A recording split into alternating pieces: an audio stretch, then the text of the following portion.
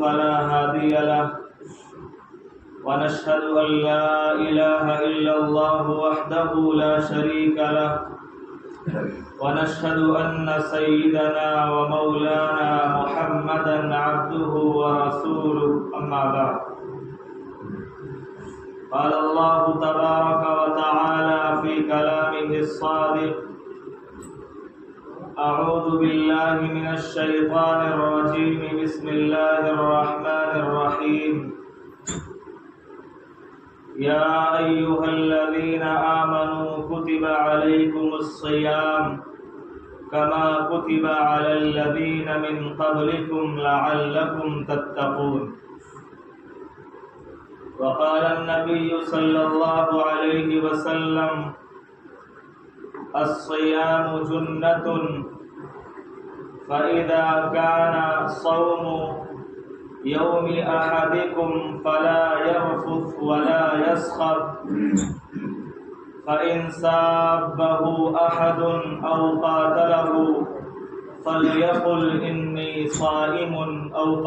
كما قال رسول الله صلى الله عليه وسلم.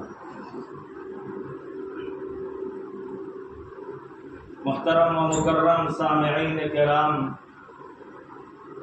قابل قدر عزت مند مسلمان بھائیوں، میرے نوجوان ساتھیوں، انسان کے اندر فطری طور پر مفید اور فائدہ مند چیزوں کو حاصل کرنے کی خواہش ہوتی ہے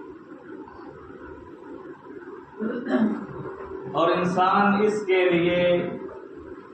بے انتہا جد و جہد کرتا ہے، کوششیں کرتا ہے۔ اگر اس کے گھر والے، اس کے خاندان کے افراد مفید اور فائدہ مند چیزوں کو حاصل کرنے کے تئیں سستی اور غفلت برتتے ہیں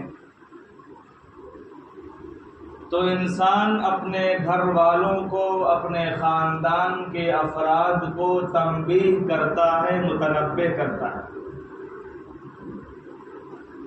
انہیں یہ بتاتا ہے اور سمجھاتا ہے کہ تمہارا اس چیز کے تئیں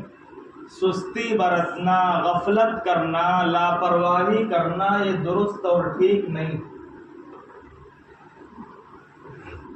جو چیزیں جتنی زیادہ اہم ہوتی ہیں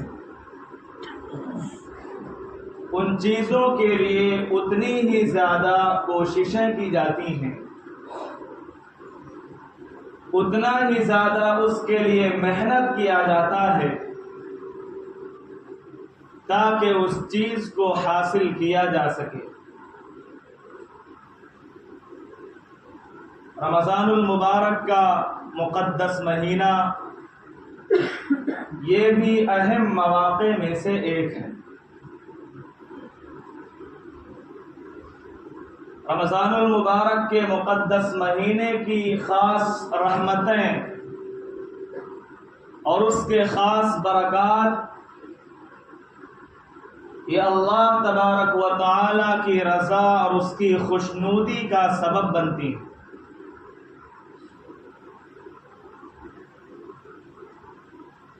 بہت جلد ہمارے اوپر رمضان المبارک کا یہ مقدس مہینہ سایہ فگن ہونے والا ہے۔ یقیناً ہمارے دلوں میں رمضان المبارک کی قدر و قیمت ہے، ہم اور آپ اس کے عظمت کے قائل ہیں،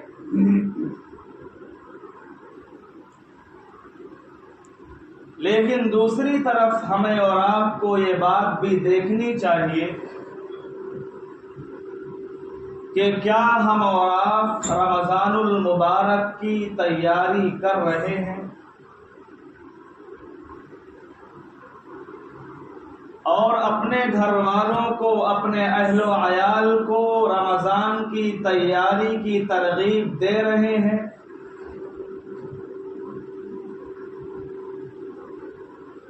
ہمیں اور آپ کو یہ بات ملحوظ رکھنی چاہیے، دیکھنی چاہیے کہ کیا ہمارا قول و عمل رمضان المبارک کی تیاری میں فی الحال گزر رہا ہے یا نہیں۔ ہم سب کے آقا و مولا جناب محمد الرسول اللہ صلی اللہ علیہ وسلم کا معمول یہ تھا کہ اللہ کے نبی صلی اللہ علیہ وسلم شعبان المعظم کے مہینے میں صحابہ کرام رضی اللہ تعالی عنہم اجمعین کے سامنے خطبہ دیتے تھے، رمضان المبارک کے فضائل، اس کی خوبیوں اور خصوصیتوں پر بیان کرتے تھے، رمضان المبارک کے عظمت کے بارے میں حضرات صحابہ کرام رضی اللہ تعالی عنہم اجمعین کو بتاتے تھے، تاکہ صحابہ کرام رضی اللہ عنہم اجمعین کے دلوں میں رمضان المبارک کی عظمت، اس کی قدر و منزلت بالکل بہتر طریقے اور اچھے طریقے سے جاگزیں اور پیوست ہو جائے۔ اللہ کے نبی صلی اللہ علیہ وسلم نے شعبان کے آخری دنوں میں صحابہ کرام رضی اللہ تعالی عنہم اجمعین کے سامنے تقریر کی، خطبہ ارشاد فرمایا۔ حضرت سلمان فارسی رضی اللہ تعالی عنہ اس حدیث کے راوی ہیں، فرماتے ہیں کہ اللہ کے نبی صلی اللہ علیہ وسلم نے ہمارے سامنے ایک تقریر کی، ایک خطبہ دیا اور فرمایا قد اضلکم شہر عظیم مبارک، کہ تمہارے اوپر ایک عظیم الشان، ایک بابرکت مہینہ سایہ فگن ہونے والا ہے، ایک مہینہ تمہارے پاس آنے والا ہے۔ اس مہینے کی خصوصیت کو مزید بیان کرتے ہوئے اللہ کے نبی صلی اللہ علیہ وسلم نے یوں ارشاد فرمایا شہر فیہ لیلۃ خیر من الف شہر، کہ اس مہینے کے اندر ایک رات ایسی ہے جو 1000 مہینوں سے افضل اور 1000 مہینوں سے بڑھ کر۔ نبی صلی اللہ علیہ وسلم نے فرمایا جعل اللہ صیامہ فریضۃ، کہ اللہ تبارک و تعالی نے اس مہینے کے روزوں کو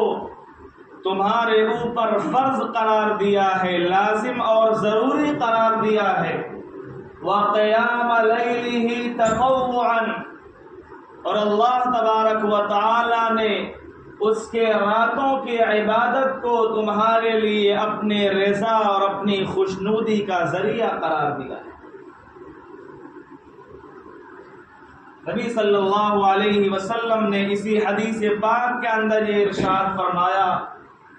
کہ اس مہینے کے اندر کوئی مومن بندہ کوئی بھی نیک عمل کر لیتا ہے تو اللہ تبارک و تعالی اس نیک عمل کے بدلے میں اس ماہ مبارک کے مہینے میں ایک فرض کے ادائیگی کے بقدر اسے اجر و ثواب سے نوازتے ہیں۔ ومن ادى فریضۃ کان کمن ادى 70 فریضۃ فیما سواه،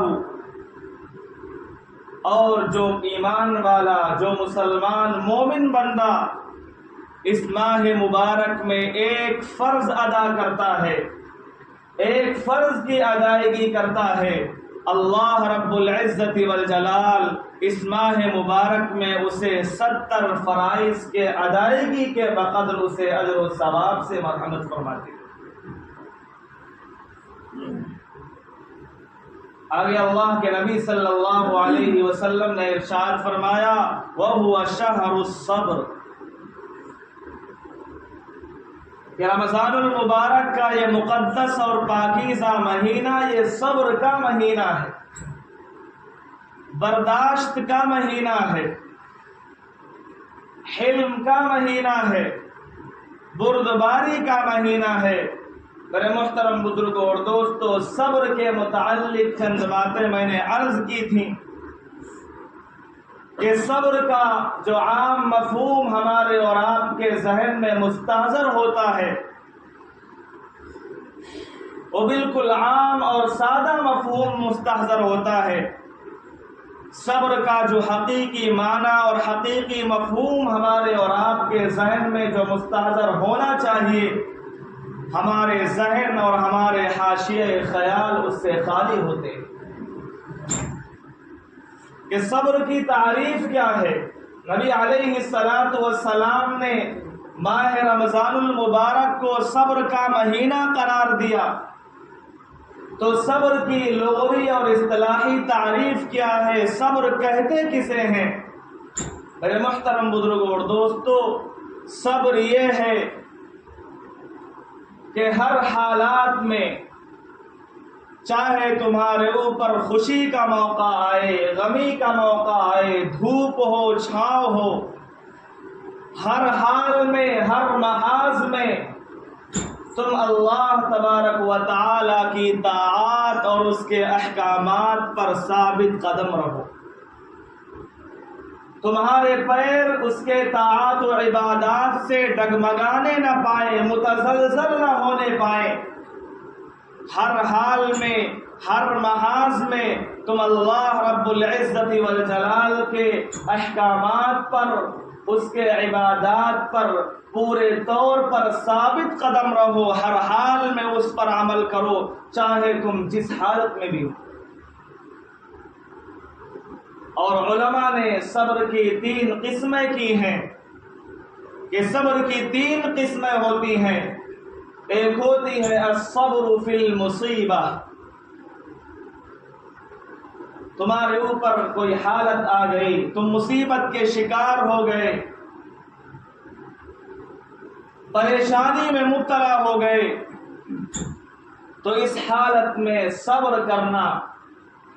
صبر کرنے سے مراد کہ اللہ کی طاعات اور عبادات پر پورے طور پر ثابت قدم رہنا، اپنے زبان سے بیجا گلا شکوہ نہ کرنا، یہ صبر کی پہلی قسم ہے جسے الصبر فی المصیبہ کہا جاتا ہے۔ اور صبر کی دوسری قسم ہے الصبر علی الطاعہ،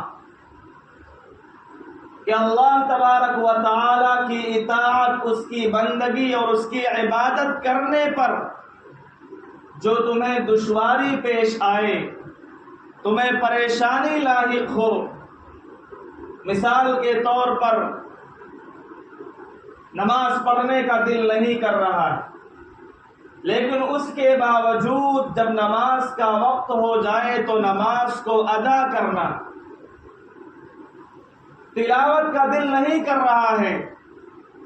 لیکن اس کے باوجود اپنے دل کو تلاوت پر آمادہ کرنا،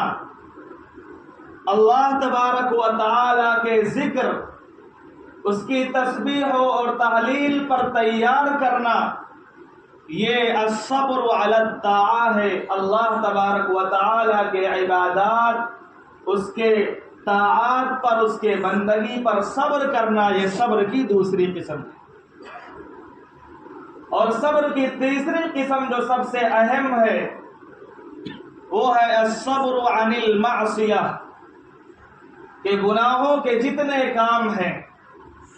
جتنے خرافات، رسومات اور بدعات ہیں، جتنے برے کام ہیں، ان سارے کاموں سے اپنے آپ کو محفوظ رکھنا اور ان سارے لوازمات سے اپنے آپ کو بچانا، یہ صبر کی تیسری قسم ہے۔ میں عرض کرتا تھا کہ اللہ کے نبی صلی اللہ علیہ وسلم نے اس مہینے کے بابت یہ فرمایا ہے وَهُوَ شَهْرُ الصَّبْرِ،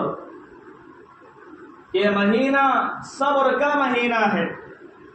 یہ مہینہ قوت برداشت کا مہینہ ہے، یہ مہینہ تحمل کا، حلم کا، بردباری کا مہینہ ہے۔ میرے محترم بزرگوں اور دوستو، صبر کے ان تمام تر مفہوم کو اور ان تمام تر معانی اور مفاہیم کو ہمیں اور آپ کو اپنے ذہن و دماغ میں رکھ کر کے ہمیں اپنی زندگی کو گزارنے کی اور زندگی کو ڈھالنے کی کوشش کرنی چاہیے۔ ایک دوسری بات اور اہم بات یہ ہے کہ دو چیزیں ہوتی ہیں، ایک ہوتی ہے تفویض اور ایک ہوتی ہے تجویز۔ تفویض، فوض یفوض تفویضا، اس کے معنی ہوتے ہیں حوالے کرنا۔ دنیا کی ہر پریشانی کا علاج، ہر پریشانی کی دوا یہ تفویض ہے۔ انسان چاہے جس حالت میں بھی رہے، ہر حال میں وہ یوں کہے وَأُفَوِّضُ أَمْرِي إِلَى اللَّهِ کہ ہم نے اپنے ہر معاملے کو اللہ تبارک و تعالیٰ کے حوالے کر دیا۔ مثال کے طور پر انسان زندگی گزار رہا ہے، انسان کے اوپر حالات آتے ہیں، پریشانی آتی ہے،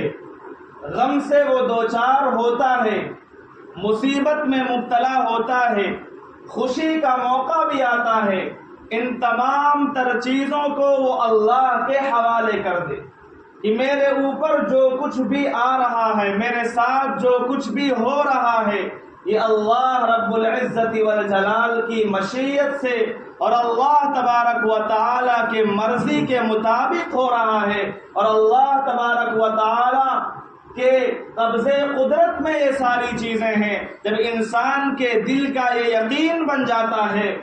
تو دنیا کی ساری پریشانیاں، ساری مصیبتیں بالکل کافور ہو جایا کرتی ہیں۔ اور دوسری چیز ہے تجویز۔ تجویز یہ دنیا کی ہر پریشانی کی جڑ ہے۔ انسان اپنے ذہن و دماغ میں سوچتا ہے کہ اگر میں یوں کر لیا ہوتا تو یوں ہو جاتا، میں اپنی دکان اس مارکیٹ کے بجائے فلاں مارکیٹ میں اوپن کرتا، کھولتا تو کچھ اور بات ہوتی، میرا گھر اس جگہ نہیں یہاں پر ہوتا تو اور اچھا ہوتا۔ میرے محترم بزرگوں اور دوستو، یہ تجویز ہے، اور تجویز یہ اپنے ذہن و دماغ سے بیجا سوچنا، بیجا خیال کرنا، یہ ہر پریشانی کی جڑ ہے۔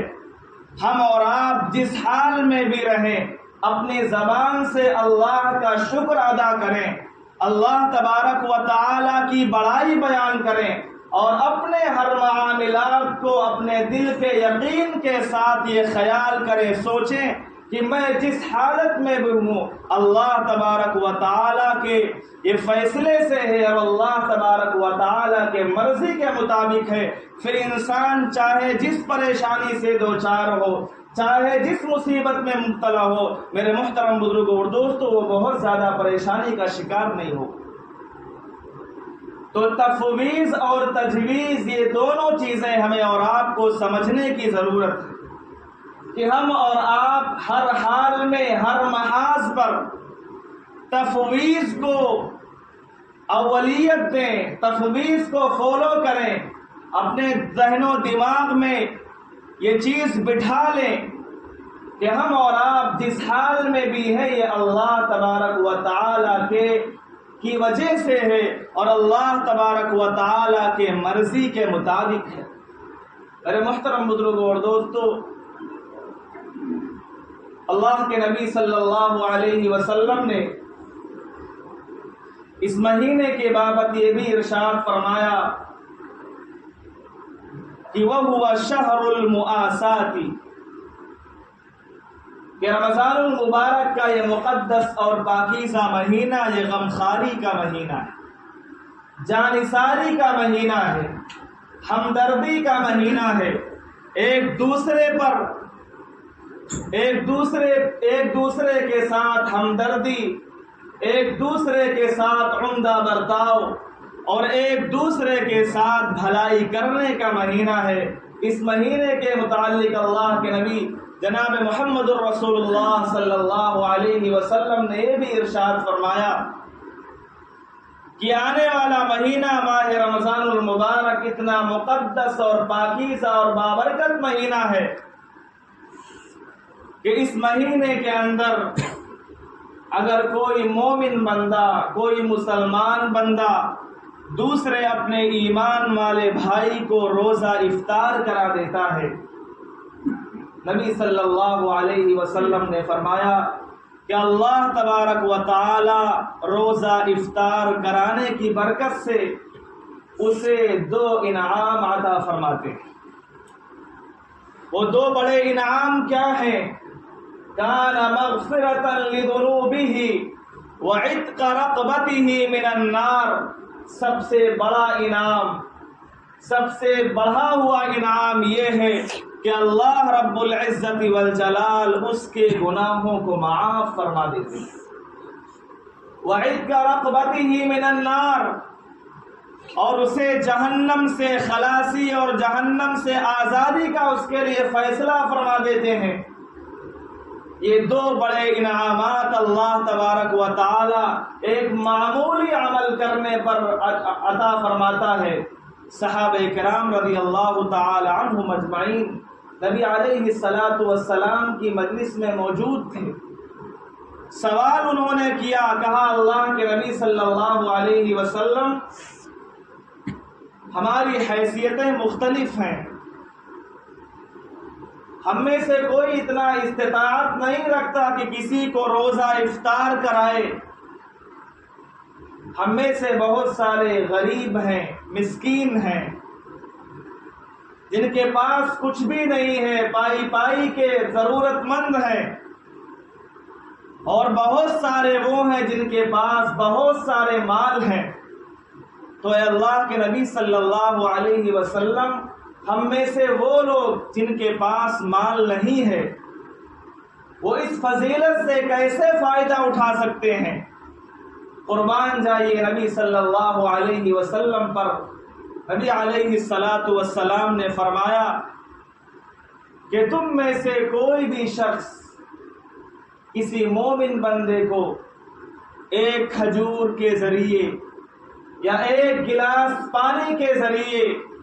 یا 1 گلاس لسی کے ذریعے بھی روزہ افطار کرائے گا، وہ بھی اسی فضیلت کا مستحق ہوگا جو کوئی مال والا، مال و زر والا صاحب حیثیت پیٹ بھر کر کسی کو روزہ افطار کرائے گا۔ نبی علیہ الصلاۃ والسلام نے یہ بات ارشاد فرمائی کہ 1 کھجور کے ذریعے افطار کرا دینا، یا 1 گلاس پانی کے ذریعے افطار کرا دینا، یا 1 گلاس لسی کے ذریعے افطار کرا دینا، یہ بھی اسی فضیلت میں داخل ہے۔ اس لیے میرے محترم بزرگوں اور دوستوں، آنے والے مہینے سے پہلے ہم اور آپ اپنے کاموں کی ترتیب بنا لیں کہ آنے والے مہینے کو ہم اور آپ قدر اور منزلت کی نگاہ سے دیکھیں، اور آنے والا مہینہ ہمارا بالکل باترتیب گزرے۔ ایسا نہ ہو کہ ہمارا زیادہ سے زیادہ وقت سونے کی نظر ہو جائے، ہمارا زیادہ سے زیادہ وقت بازاروں کی نظر ہو جائے، ہمارا زیادہ سے زیادہ وقت شاپنگ کی نظر ہو جائے۔ ابھی جو 1 ہفتہ باقی بچا ہوا ہے، ہم اسی 1 ہفتے میں اپنے عید کی تیاریاں کر لیں، تاکہ رمضان المبارک کے پورے مہینے میں ہم پورے فارغ البالی کے ساتھ، ہم اور آپ پورے مہینے کے اندر، پورے مہینے کے 3 عشرے جو ہیں رحمت کے، مغفرت کے اور جہنم کے خلاصی کے، ان 3 عشروں سے ہم زیادہ سے زیادہ فائدہ اٹھا سکیں۔ میرے محترم بزرگوں اور دوستو، ہم ایک شیڈول بنائیں، ایک نظام الاوقات بنائیں، تہجد کے وقت سے لے کر تراویح کی نماز سے فراغت تک ہم اور آپ ایک اپنا ٹائم ٹیبل بنا لیں، اپنے اوقات کو نظام الاوقات کی شکل میں تقسیم کر لیں کہ ہمیں کس وقت میں کیا کام کرنا ہے، کس وقت میں تلاوت کرنی ہے، کس وقت میں ہمیں نوافل پڑھنا ہے، اور خاص طور سے وہ نوافل احادیث میں جن کی فضیلتیں وارد ہوئے ہیں، تہجد ہے، اوابین ہے، اشراق ہے، چاشت ہے، کم سے کم ماہ رمضان المبارک میں ہم سے یہ پابندی ہو جائے، پورے مہینے میں تہجد کی نماز ہم سے نہ چھوٹنے پائے۔ فجر کی نماز سے فراغت کے بعد ہم اور آپ تلاوت میں مشغول رہیں، اشراق پڑھنے کے بعد ہی ہم اور آپ اپنے گھروں کو جائیں۔ میرے محترم بزرگوں اور دوستو، پورے مہینے